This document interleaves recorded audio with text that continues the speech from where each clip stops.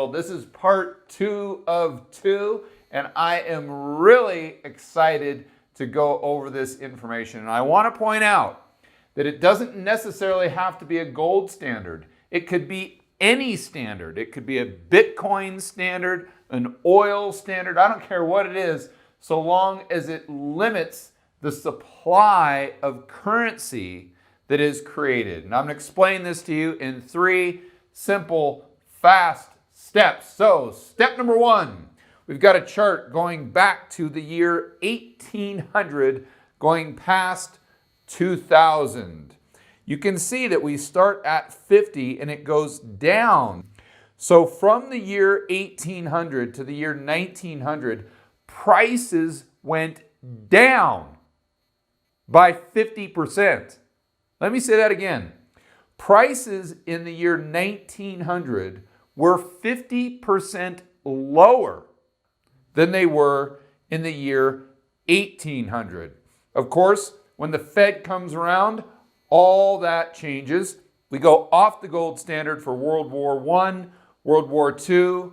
Oddly enough, it's always around war. So not only does war destroy lives, countries, and economies, it also destroys the currency. Then we shoot straight up to 1971, the amazing year when we went off the gold standard and went full on Fiat. And inflation at this time goes through the moon. And I call this the Buzz Lightyear standard from 1971 to today. Inflation goes up, straight up, in a vertical line. I also want to point out that this time frame between about 1870 and 1913, we call that the classical gold standard. And if it looks like this line is incredibly smooth, that's because it is. Per year, inflation barely ever went up and deflation went down at a clip of about 3% per year. And some of you may be saying, yeah, George, I get it, but the Fed is trying to target 2% inflation, and that's not that far from stable prices or deflation, so it doesn't seem that bad to me. Okay, let me point this out to you. Between 1800 and the year 1900, where you can see this gradual decline, we had average prices go down by 0.2% per year. From 1913 to the Buzz Lightyear standard, prices only went up by plus 3.3% per year. You don't have to have prices go up that much per year because of the compounding effect. So from this point, if we have prices continuing to go up at even 2% per year, we will stay on the Buzz Lightyear standard to, of course, infinity and beyond. So during the classical gold standard, we obviously didn't have inflation. But what did the rest of the economic numbers look like? For that, let's go to an Investopedia article that hones in specifically on this time frame. They used the period between 1873 and 1879 as a proxy. During this time, prices dropped by nearly 3% per year. Yet real national product growth, which is basically GDP, was almost 7% during the same time. Despite the demonstrated economic growth and rise of real wages, historians have taken to calling this period the Long Depression because of its dropping price levels. Obviously, these are Keynesian historians. I also want to point out that when the Federal Reserve was established in 1913, the price level in the U.S. was still lower than it was in 1800. Over the next 100 years, the dollar loses 96% of its value, causing nominal prices to rise by nearly 2,000%. Not too bad, was it? Real growth, 7%. Interest rates on the 10-year, about 4%. 3% deflation, 4% nominal growth, and real wage growth throughout the entire century. But that's a lot of economic mumbo jumbo. So let's bring it down to a level that everyone can easily understand. You're working right now at Sam Donald's. It's not McDonald's, it's Sam Donald's, for $10 an hour. And of course, Sam Donald's has a sign right here, like all of them do. And it's very difficult to read. You might think that it says over 1 billion served, but I don't think so. No, it doesn't. It actually says over $23 trillion spent of your child's future. Going back to you working at Sam D's, who could be owned by your uncle. You're making $1,500 a month. It's about $10 an hour full time. And your wages increase by, let's just say, 1% per year over 20 years. At the end of that 20 years, even if you still worked at Sam Donald's, you'd be making $1,830 per month. That may not sound like a big wage increase, but let's not forget about your expenses. Assuming that when you started, you were at a break even, your expenses were also $1,500 a month. At the end of that 20-year period, because we had a 3% deflation per year, your expenses would only be $815 a month. You would have an additional $1,000 left over to put into your back pocket, which of course would gain even more value year after year after year. Now the naysayers, your friend and family member Fred, will say, yeah, George, but this won't work. I've studied Keynesian economics, and the debt load on all the consumers and the biggest debtor of all, the government, would become overwhelming because they'd have to pay back that debt with more expensive dollars. Well, let's check into that. We've got your Uncle Insolvent Sam here, and he's having a go at some whiskey. I don't know what's in that bottle, but it looks very, very potent. He is $23 trillion in debt, and let's just assume for the moment that they're not running trillion-dollar deficits, and the budget is $3 trillion a year, and they're bringing in $3 trillion in tax revenue.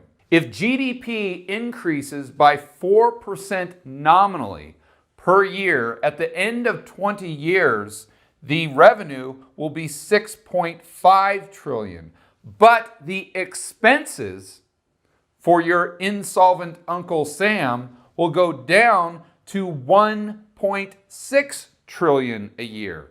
If you average it out over the 20 years, that's a $2.5 trillion surplus, which means even if we're at $23 trillion in debt right now, and we have deflation, meaning they're paying that debt back with more expensive dollars, at the end of 20 years, they will have $27 trillion in surplus. That takes your insolvent Uncle Sam to your newfound uncle, baller Uncle Sam. And you can see he's all equipped with a cane and a gold medallion necklace, and he is making it rain all the dollars from this $27 trillion in surplus. But it doesn't stop there. Obviously, Americans as a whole would be able to save a lot more money. Just the back of the napkin math, say we've got 250 million working Americans at $40,000 per year. If they're able to save 3% of their income, that's $300 billion a year in savings. If that just went up to 20 or 25%, which is still lower than Japan, we'd be able to save $2.5 trillion a year. If we can maintain a limited currency supply in a free market capitalist society, prices will always go down because we're getting more goods and services always created at a lower and lower price. So whether it's a gold standard, a Bitcoin standard, or any type of standard that would limit the amount of currency created, that is the ideal, that is the objective, and that's what creates this type of economic boom. Step number 2, even more solutions created by having a fixed currency, which results in healthy deflation. It starts by kneecapping the government so they can't spend like drunken sailors. They have to balance their budget. This is reducing the size of government. It increases personal freedom and business freedom. I want to point that out. A lot of Americans think that the United States is this utopia for small business and mid-sized business. That is not true. Editor, go ahead and throw up the 2019 Index of Economic Freedom. The United States isn't even in the top 10. In fact, it's right between Iceland, Netherlands, and Denmark. Bernie Sanders would definitely approve. But scrolling over to the right, look at its fiscal health. A 53 out of 100. And government spending is 57 out of 100.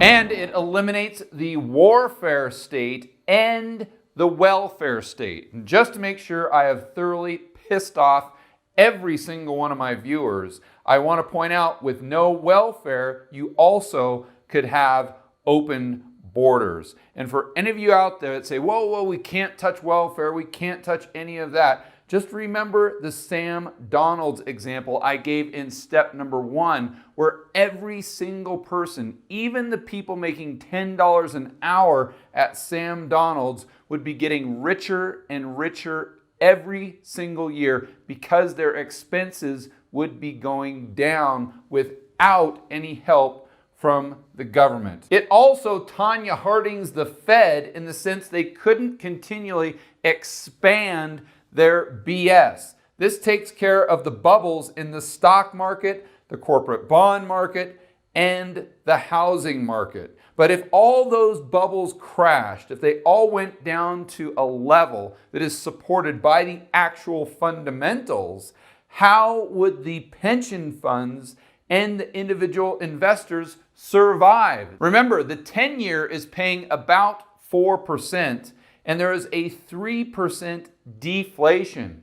So the pension funds would be able to get the 7% real rate of return that they need just by investing in 10 years. Average investors could do the exact same thing. And oh, by the way, this completely eliminates the problem of the Social Security time bomb that's about ready to go off in the next 10 to 15 years. Why is that? Because let's say you're a household making $60,000 a year.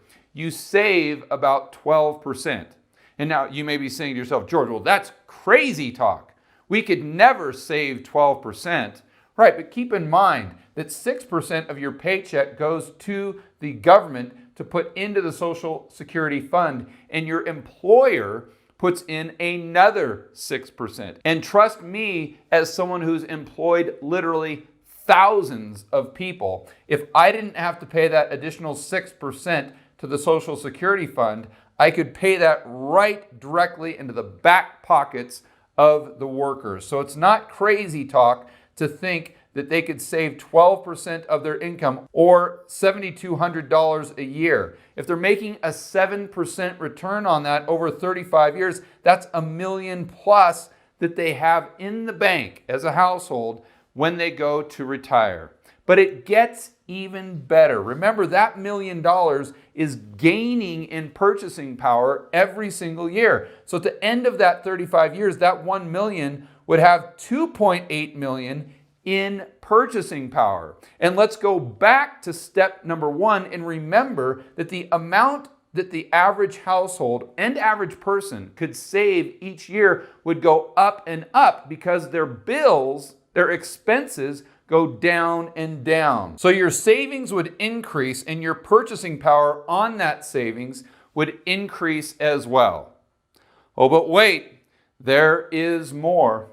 Remember, this $60,000 a year would be gaining purchasing power as well. Assuming that household was making $60,000 a year in 35 years, that would give them $168,000 in purchasing power, and that's if they never got a raise in 35 years. So just a few of the benefits of having a limited supply of currency, which creates healthy deflation in the economy, would be eliminating bubbles, limiting government's power, and almost eradicating poverty.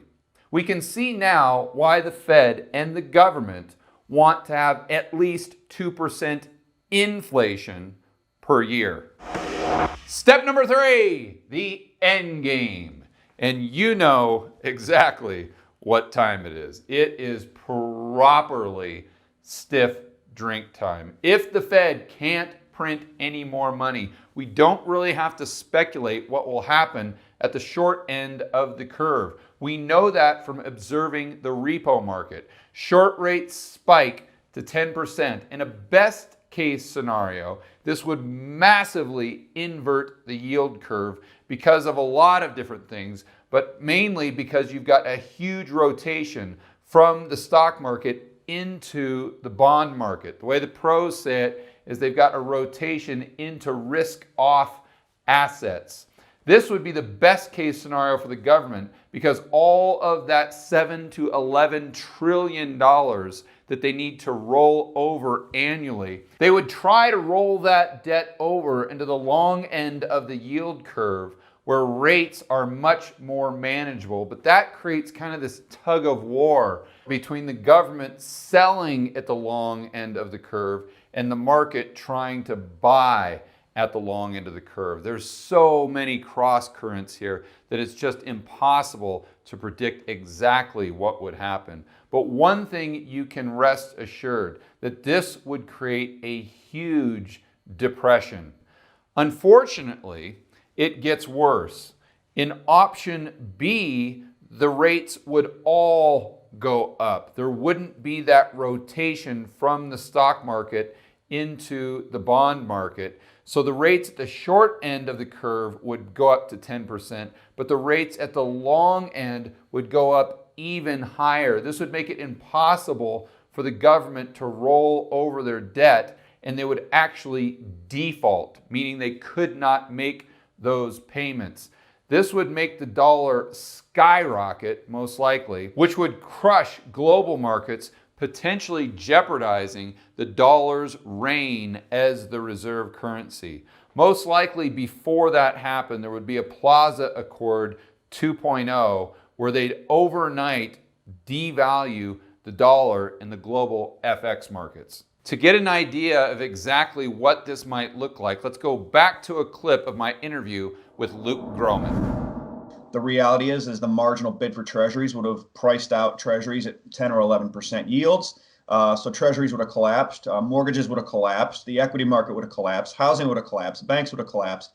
They didn't have the choice. So it really is credit easing for the U.S. government. But there is good news. Just like when you take drugs away from a drug addict, it's extremely painful, but there is a recovery.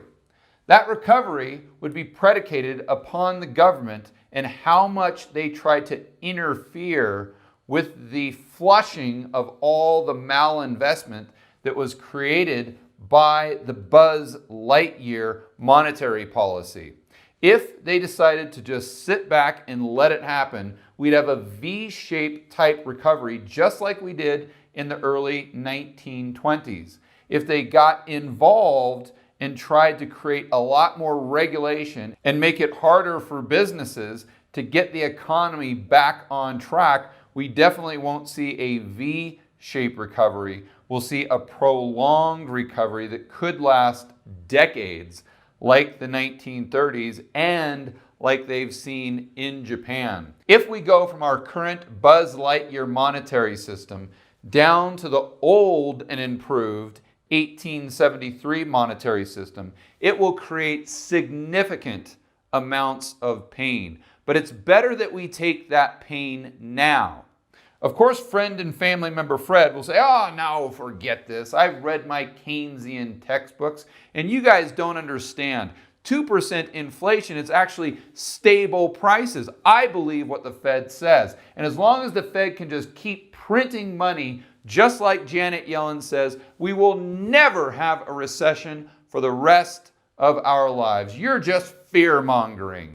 What your friend and family member Fred forgets is that at some point in time, the market will have the final say. They will put the cap on the Fed's money printing, whether that comes from inflation, which would create this type of yield curve, or the market just calling the Fed's bluff, like we talked about last week, where the Fed increases their BS, the long end of the curve goes up. So the Fed has to stop their money printing, which makes the short end of the curve go to the moon. That creates this inverted yield curve that we see in option number A. But the bottom line is the market takes control and forces us to take the medicine that we should have taken way back in 2000 when we had the dot-com bust. And we can do it now or wait 10 or 15 years when the amount of suffering that the economy has to go through will be 10 times worse. I want to personally thank Tracy Hocutt, a super fan of the channel, who had a fantastic idea of making herself and her friends the George Gammon YouTube channel Stiff Drink T-shirt. Editor, throw up a picture. Anyone that is this awesome, you've got to follow them on Twitter. We'll put up her Twitter feed right now. And Tracy, I sincerely appreciate you and all your friends taking the time out to watch the videos. For more content that'll help you build wealth and thrive in a world of out of control central banks and big governments, check out this playlist right here, and I will see you on the next video.